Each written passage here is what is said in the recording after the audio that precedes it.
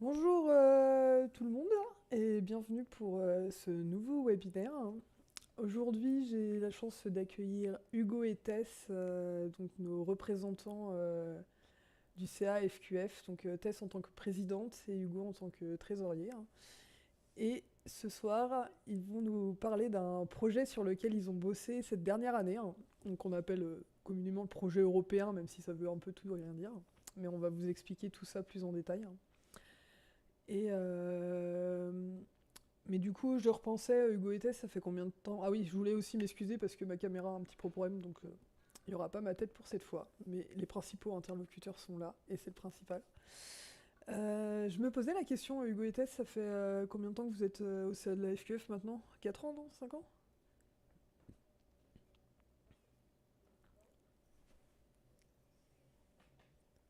Ouais, ça commence à faire, hein. Le temps, le temps passe vite, hein. Donc alors, pour revenir à nos sujets de ce soir, donc le projet européen, c'était donc un projet dans lequel vous êtes beaucoup investi là, cette année passée, qui, si je ne m'abuse, a amené un gros financement à la fédération pour développer des ressources, donc principalement des livrets, mais aussi une vidéo qui va permettre d'aider à promouvoir et développer le Quidditch en France, enfin le Quadball en France. Comment vous avez eu vent de ce projet? Comment vous avez eu connaissance de cette subvention de l'Europe?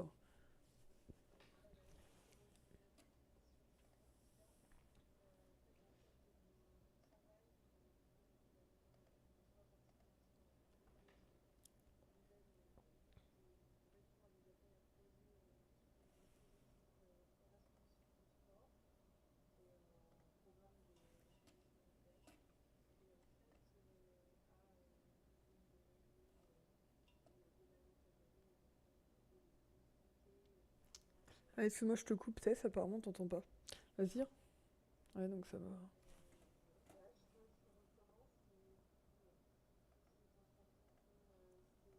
Non, non, mais attends, je vais changer le. Parce que à mon avis, ça vient de moi. Ah, Vas-y, parle. ouais. Alors, Je pense que là, on va de mon t'entendre. côté, Donc, je reformule ma question pour repartir à zéro. Euh, ah oui, bon, Rob, il disait qu'il y avait genre. Ok, c'est bon. On a la confirmation de Rob qu'on va bien t'entendre là. Donc ma d'accord. question c'était de savoir comment vous avez eu vent du projet et qu'est-ce qui vous avait motivé ou décidé à vous lancer. Ouais, donc je reprends. En fait, donc c'est avec mon travail, on a l'habitude de déposer ou d'être partenaire sur des projets du programme Erasmus Plus Sport de la Commission européenne. Et donc, chaque année, on va à la présentation des nouveautés du programme, etc. Et là, ils avaient présenté une année un autre type de projet donc, qui s'appelait PPPA, donc Pilot Preparatory Project Action, quelque chose comme ça. Et en fait, c'est des projets qui font partie du programme, enfin en tout cas qui sont subventionnés par la Commission européenne, mais sont sur des thématiques particulières et donc changent tous les 2 ans. Et là, il y avait cette opportunité-là d'aller vers un appel où s'il y a besoin d'être qu'une entité pour faire la demande. Et où du coup, là, le focus, c'était grassroots. Donc, si on traduit, c'est globalement sur le sport de base, comme on dit, ou sport plus largement, le sport pas de haut niveau, on va dire. Et ça correspondait pas mal donc l'adaptation des nouvelles pratiques, tout ça. Donc, c'est comme ça que on me suis dit qu'on pouvait se lancer là-dedans et après, voilà. Ça, il y a eu une phase de candidature, de l'attente, puis une réponse. Et c'est passé. C'est top. Et du coup, ça a été quand que vous avez eu la validation que le projet pouvait être lancé? C'était il y a. Alors, le projet a officiellement commencé fin d'été dernier.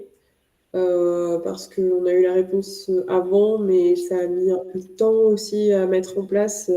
c'est un truc qu'il faut avoir en tête quand on fait des projets européens. Il y a quand même une phase administrative assez importante sur la validation de la structure, confirmer pas mal de choses au niveau du projet, des personnes qui représentent, etc. Donc voilà, il a mis un peu de temps à démarrer, ça a commencé août 2023. Très bien.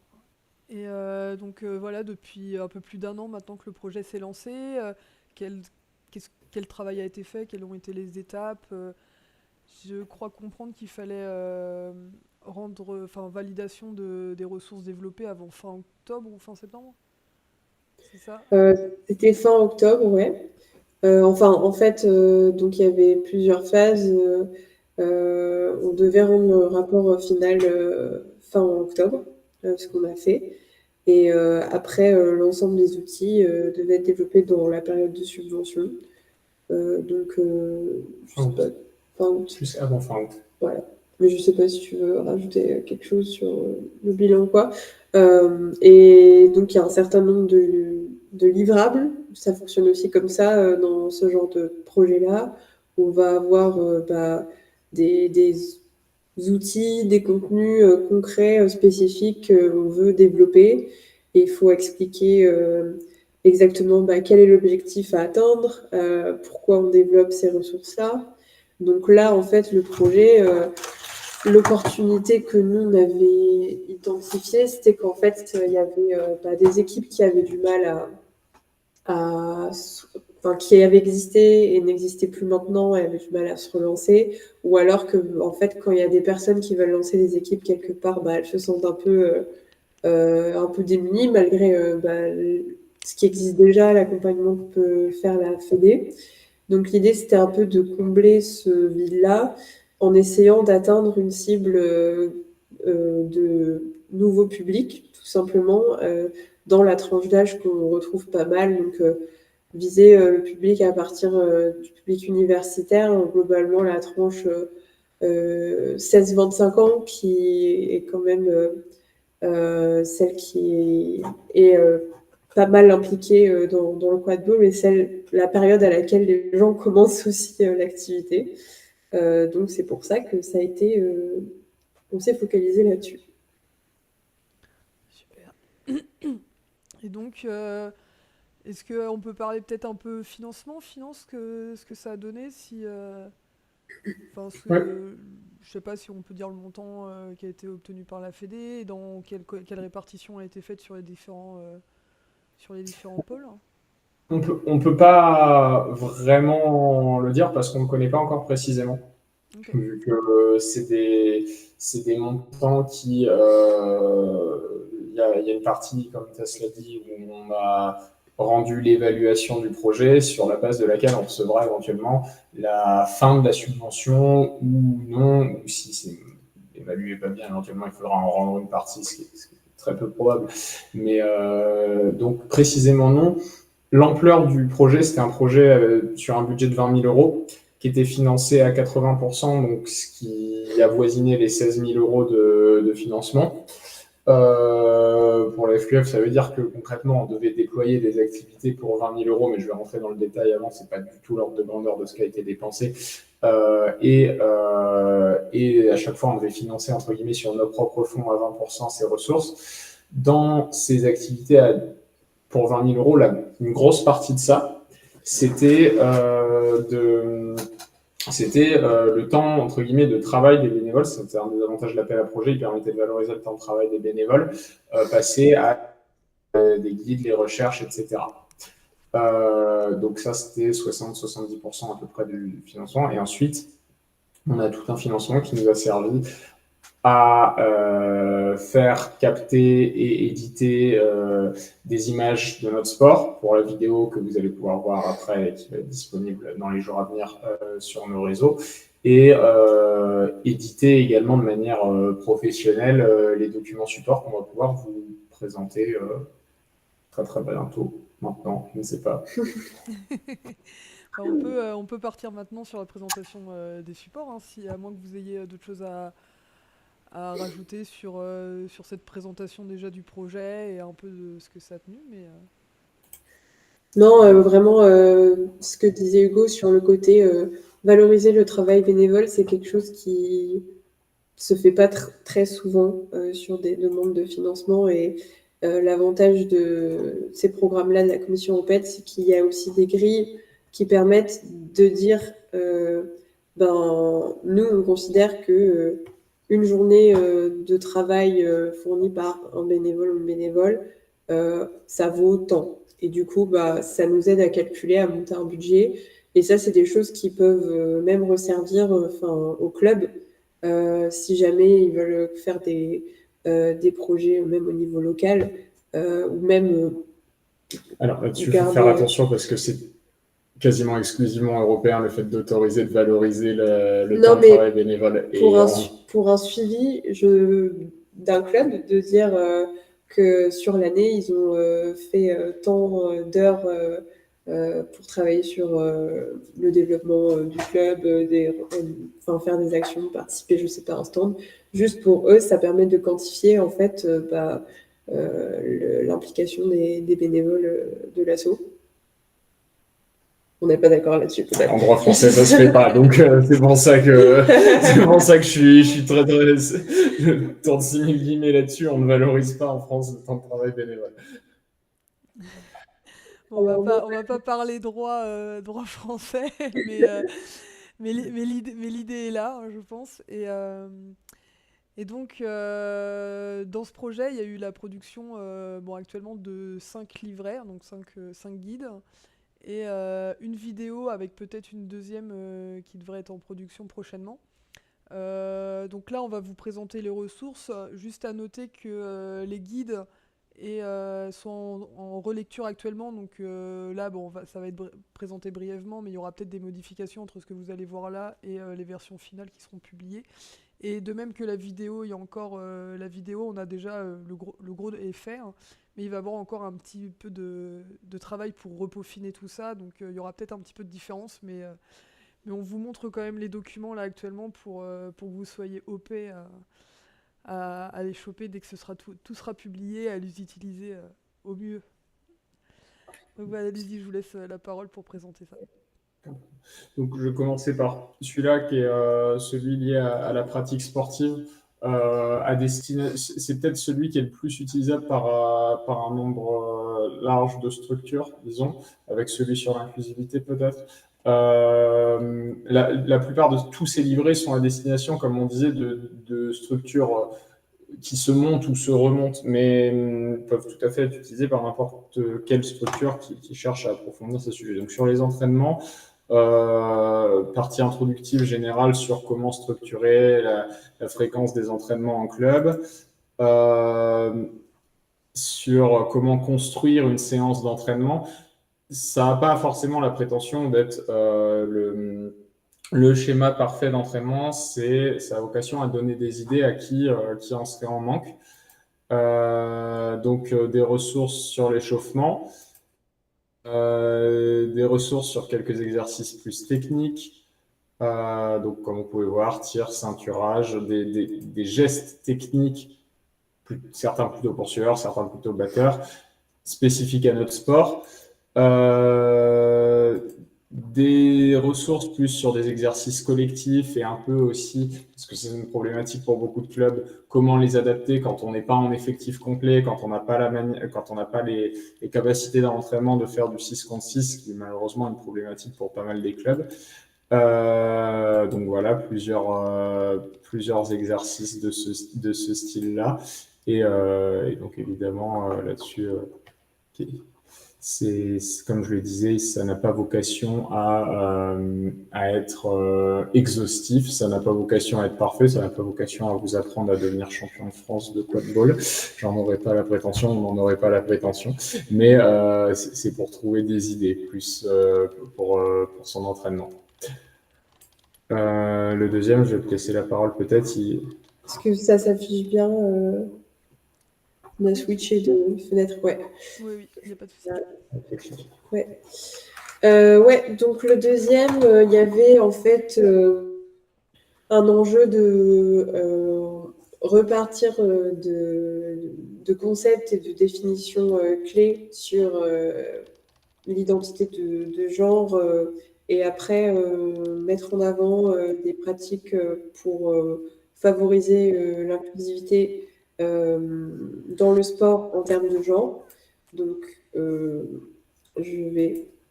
donc là, vous voyez, on a un certain nombre de notions clés. Pareil, le but, c'est poser des termes, rappeler des concepts ou les apprendre, vous ne les connaissez pas. Aussi, mettre ça en perspective avec d'autres problématiques, soit hors sport, liées à tout ce qui va être discrimination de genre, LGBT-phobie, dans notre société et dans d'autres sports en général, et comment le sport peut être un lieu justement où on va rencontrer ce type de discrimination.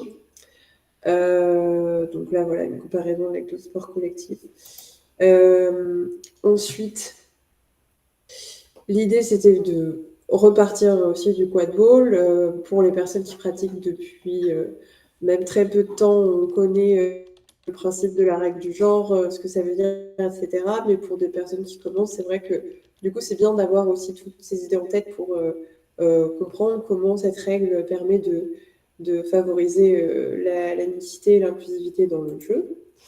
Et donc, ensuite, c'était de moyens d'action pour mettre en place des pratiques plus inclusives. Et en fait, ça peut être vraiment sur plusieurs axes différents. Donc, par exemple, on a un axe sur la communication de manière générale. Je ne vais pas rentrer trop dans les détails, vous pourrez le lire plus tard. Donc, tout ce qui va être représentation dans la gouvernance, représentation et gouvernance, dans des choses à mettre en place d'un point de vue logistique pour que tout le monde se sente à l'aise quand on organise un tournoi, un événement. Et des petits conseils de choses qui peuvent être mises en place des nouvelles personnes pour tout de suite qu'elles se sentent le plus à l'aise possible. Voilà, et puis la conclusion, en fait, pareil que dans tous les cas, on pourrait faire des livres entiers là-dessus, mais l'idée, c'est de vraiment aussi pouvoir donner des ressources qui peuvent être utées par ailleurs pour aller plus loin, si les clubs veulent mettre plus de choses en place.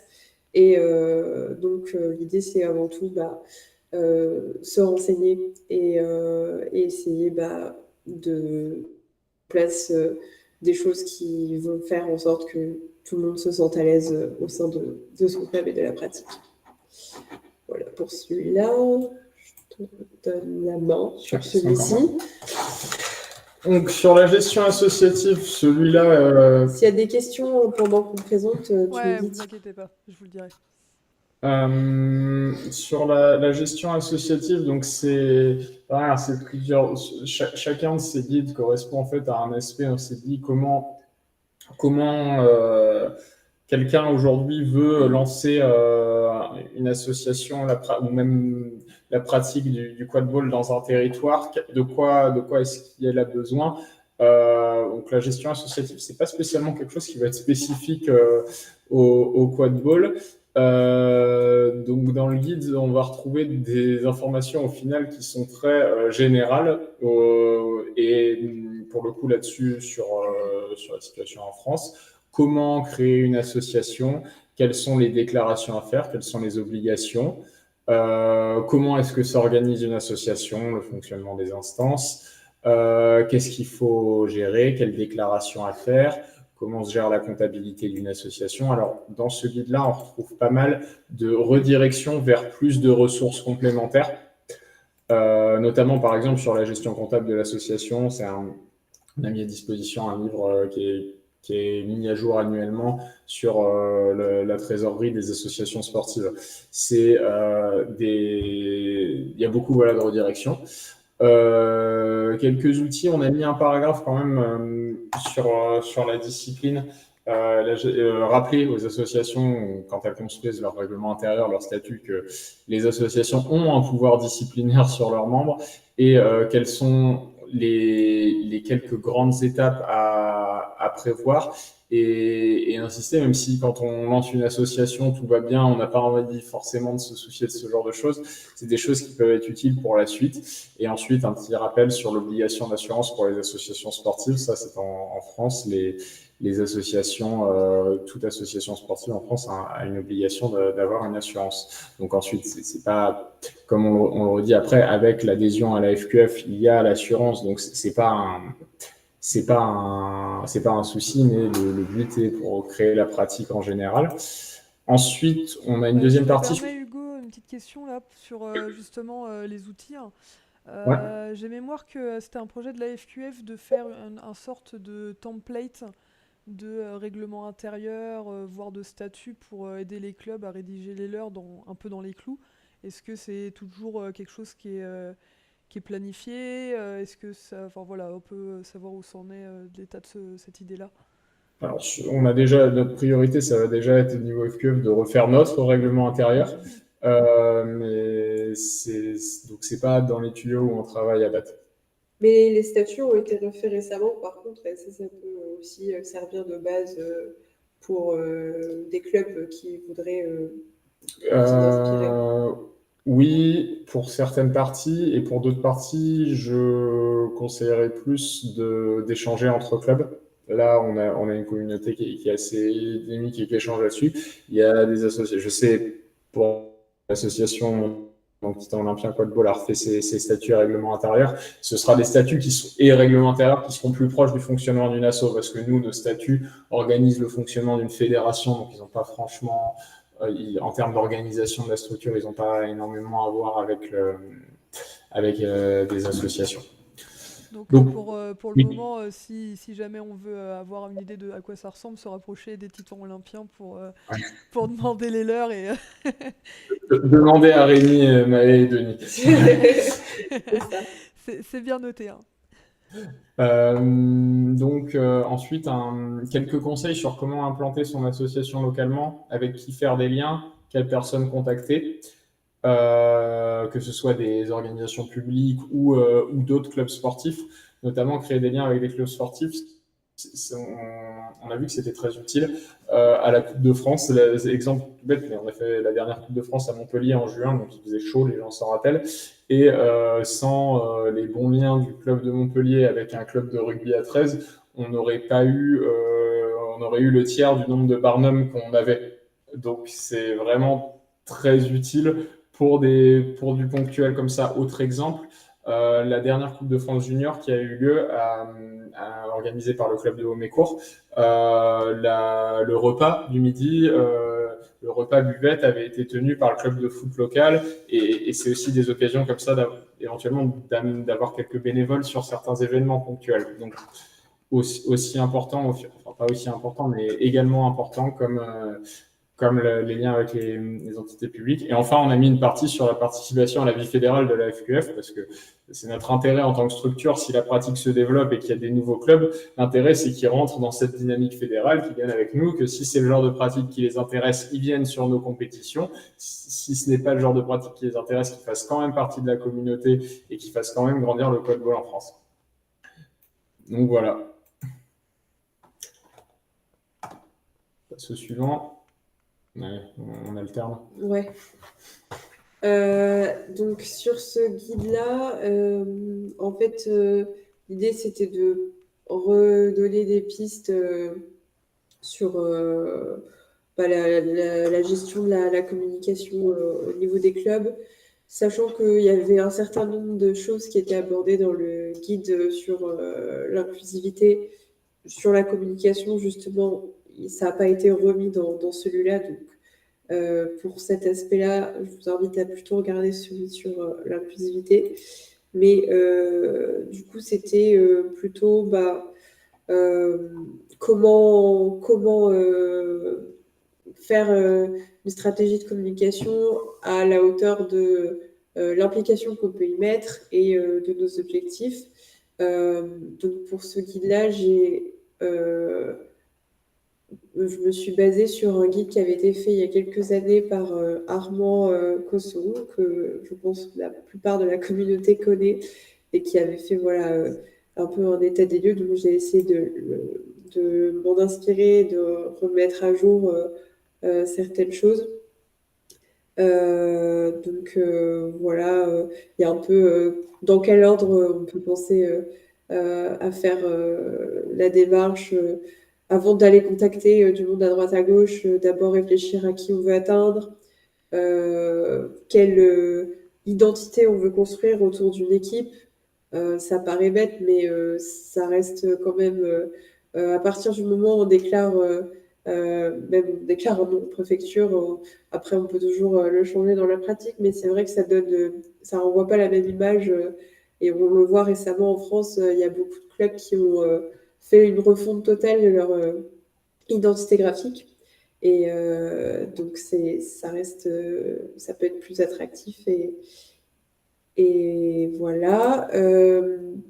Ensuite, plutôt voilà, revenir sur les moyens de communication. Entre tout ce qui est média presse, on reste assez accessible étant un sport avec une petite communauté, assez jeune. Et c'est vrai qu'il y a ce côté un peu curieux qui attire beaucoup. Et on a eu beaucoup de discussions ces dernières années au sein de la communauté sur les liens à avoir avec la presse.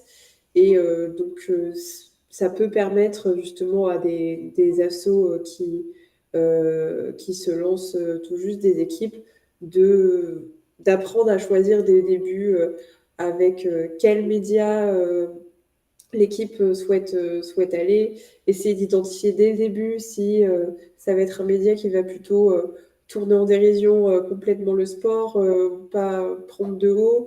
Donc ça, voilà, on n'a pas eu énormément de mauvaises expériences dans la communauté, mais on essaye de rester vigilant et vigilante là-dessus. Donc cette partie sur les médias presse, elle me paraît quand même assez importante, et notamment sur comment préparer des contacts avec des journalistes, des interventions et tout. Donc là, il y a un certain nombre de petits conseils.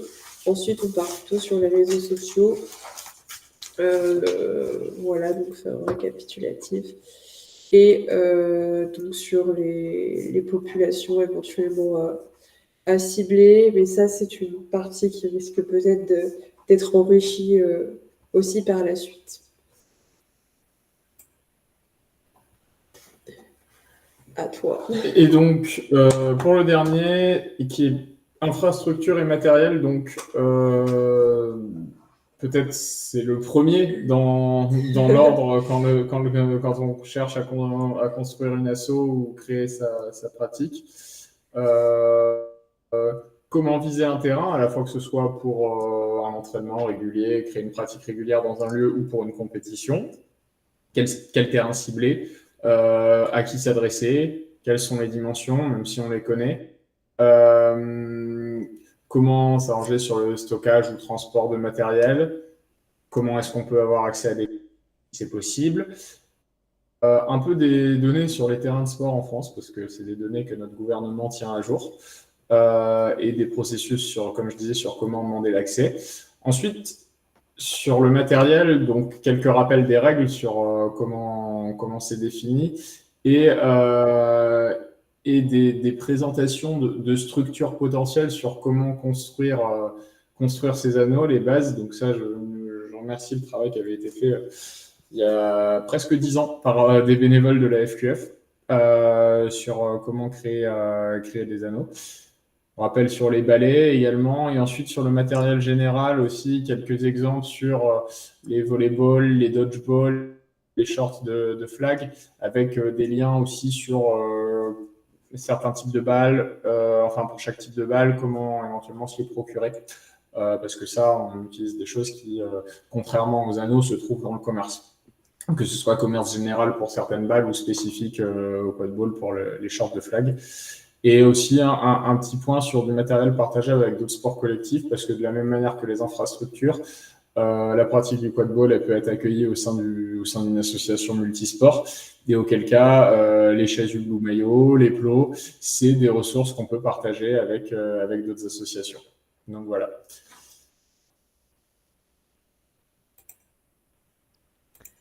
Merci à tous les deux pour la présentation de ces livrets. Donc maintenant, on va passer.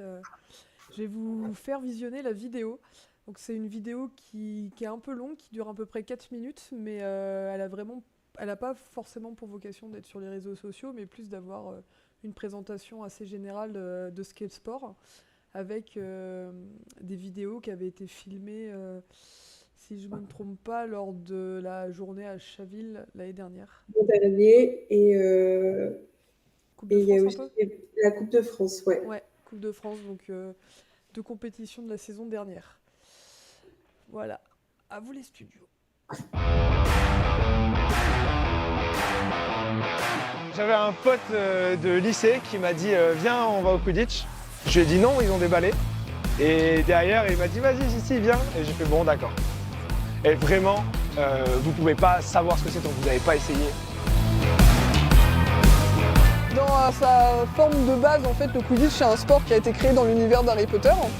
Et c'est en 2005 des étudiants américains qui ont décidé de le mettre en place dans la vraie vie pour s'amuser. Puis petit à petit, on est passé du sport où on jouait un peu avec les capes, les chapeaux, à une pratique qui est devenue beaucoup plus sportive et qui s'est structurée avec une fédération internationale, des fédérations nationales. À la fois, ça peut être une bonne porte d'entrée pour les gens qui aiment Harry Potter. Moi, c'est pas vraiment mon cas, je m'en fiche un petit peu. Par contre, c'est plus le côté sportif, donc il y a tout ce qui est tactique, technique, cardio.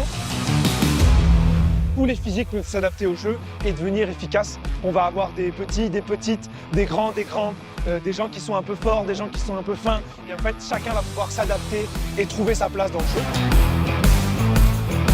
Avec la fédération de quadball français, le but c'est vraiment de promouvoir le sport, donc le quadball, anciennement Quidditch, d'aider à son développement vraiment partout.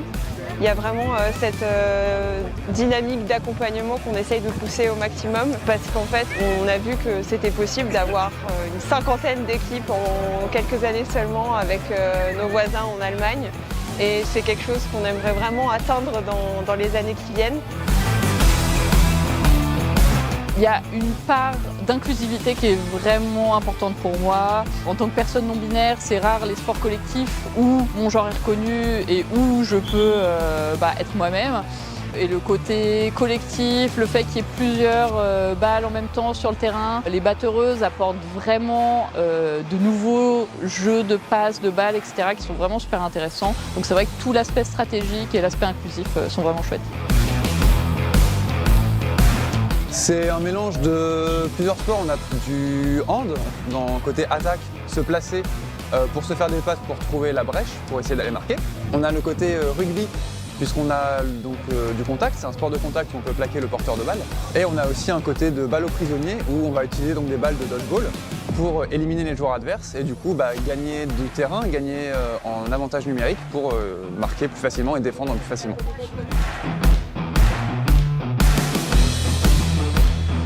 Je l'ai découvert à la fac.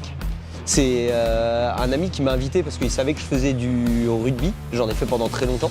Et comme c'est un sport de contact, je suis venu essayer, j'ai adhéré. Comme c'est un sport vraiment complet, on y trouve son compte en venant de plusieurs sports. Je pense qu'il y a beaucoup de personnes qui sont venues juste essayer une fois et en fait ils sont jamais repartis après, ils sont revenus à plusieurs entraînements, etc. On a la chance de faire des compétitions internationales, on est allé aux États-Unis cet été.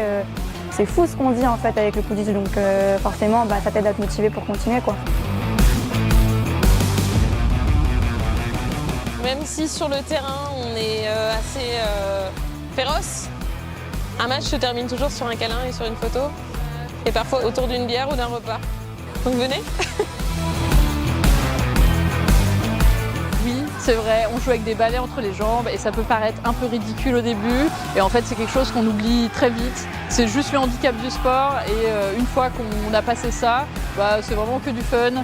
Et la communauté est vraiment super chouette, donc essayer, c'est un petit peu l'adopter, quoi.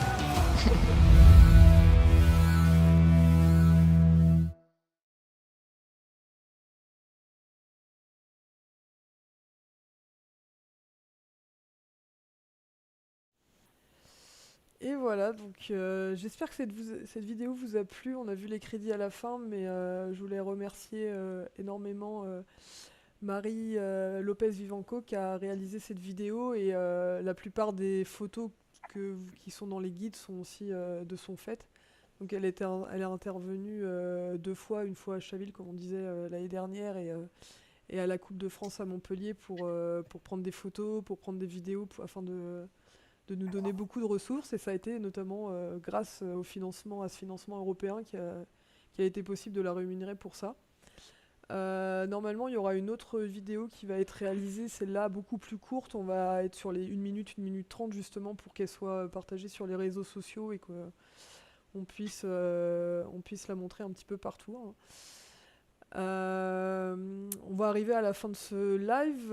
Est-ce que peut-être pour finir, Hugo Tess, vous avez, vous personnellement, comment vous avez vécu ce projet Est-ce que vous êtes, il reste encore un petit peu de travail à faire, mais je pense que vous pouvez être fiers du travail qui a été effectué grâce à vous. Est-ce que il y a d'autres projets de ce style-là qui sont dans les cartons Qu'est-ce que vous en pensez? Juste avant de te laisser la parole, aussi remercier beaucoup Cécile, donc, que tout le monde connaît comme la graphiste hors pair de la Fédé, qui a fait beaucoup de choses bénévolement ces dernières années et là qu'on a pu rémunérer pour son travail grâce notamment à cette subvention. Et de la même manière, Denis, pareil, avec toute la captation d'images qui voilà, c'est de la même manière, c'est aussi avec des opportunités de financement comme ça, c'est aussi intéressant de faire appel aux talents de la communauté pour pouvoir les rémunérer quand on le peut. Donc merci à elles et eux d'être là, même quand on n'a pas beaucoup de sous, et puis d'être là, et c'est normal de revenir vers eux pour ça. Sur la suite, peut-être un retour comme on en a parlé avant. Du coup, ça, c'était le deuxième financement qu'on arrivait à avoir par le biais de l'Europe. Le premier, ça avait été autour d'actions réalisées dans le cadre de nos tournois et de partage d'expériences qui avaient été un peu plus anonymes, mais qui, pareil, nous avaient permis d'obtenir des financements. Et en effet, parce que tu le sais, il y a potentiellement un troisième qui viendra le jour pour cette année ou l'an prochain, s'il est accepté une nouvelle fois. Peut-être avant, un petit point, pourquoi l'Europe autant que ça? Parce que d'un point de vue fédéral en France, quand on est une fédération d'ampleur nationale, les subventions, en fait, pour y avoir accès, il faut être agréé sport, ce qu'on n'est pas. Et de la même manière que certaines assos le voient au niveau local, il faut l'être également. Mais ça pourrait être le sujet d'un autre webinaire. Ensuite, donc oui, l'Europe, parce qu'en fait, n'impose pas ces critères. Et donc, on a quand même un peu préparé, on s'était dit que ça pourrait faire la conclusion, ou en tout cas d'ouvrir sur une nouvelle perspective. En effet, on va préparer un nouveau dossier de subvention sur un projet qui tournera autour du développement de l'arbitrage, qui lui passera par toujours des financements européens, mais un autre appel à projet, et qui aura vocation à envoyer une délégation d'arbitres à la Coupe d'Allemagne, ou un tournoi en Allemagne en tout cas. Si ce n'est pas la Coupe d'Allemagne, ce sera leur championnat qui suivra. Dans le but qu'ils puissent progresser dans leur et donc on fera une sélection pour ça, parce que ce sera envoyé entre guillemets tout frais payé en Allemagne des arbitres, et c'est une belle opportunité de développement. Donc on fera une sélection qui sera pas basée sur le niveau, parce que c'est un projet de développement. Il sera basé sur le projet et sur assurer une diversité à la fois en termes de genre, de clubs représentés, de position d'arbitrage, parce qu'on a besoin de progresser à tous les niveaux. On a besoin de meilleurs arbitres principales, de meilleurs arbitres assistants, de meilleurs arbitres de flag, de meilleurs flag runners. Donc Si ça peut vous intéresser, plus d'informations probablement vers janvier.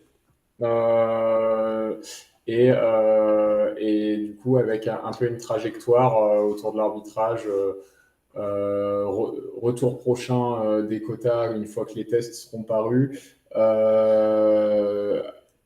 Quelques webinaires aussi à venir, organisés peut-être plus par Paul, ceux-là sur certains éléments de l'arbitrage et ce projet en ligne de mire, ce déplacement en ligne de mire pour certains. Et une nouvelle fois, opportunité de financement qui nous permettra à la Fédé de continuer à financer un bon niveau d'activité en ne comptant pas que sur les ressources de licence. Donc plutôt extrêmement positif comme point final, hein. Merci beaucoup Tess et Hugo d'être intervenus. Nous avons présenté tout ça. Je pense qu'on est tous et toutes super intéressés. On a hâte de voir ces documents finalisés afin de pouvoir les utiliser, de pouvoir les montrer un peu partout et de s'en servir pour développer le sport, hein. J'ai pas de questions de la part du public. On a un petit commentaire. Très clair alors. Ouais, c'était très clair, c'est pour ça. Et on a juste un petit commentaire de la part de Dimitri pour dire que les tests d'arbitrage 2024 sont déjà disponibles en anglais et que normalement ils devraient arriver sans trop tarder en français, hein, on espère. Et merci Dimitri et Alison et les qui ont travaillé à la traduction de l'effort fourni. Non, tout à fait, hein. C'est vraiment là la force qu'on a, c'est d'avoir pas mal de bénévoles, mine de rien, qui sont un peu sur plusieurs fronts et ça permet d'avancer sur des gros projets comme ça.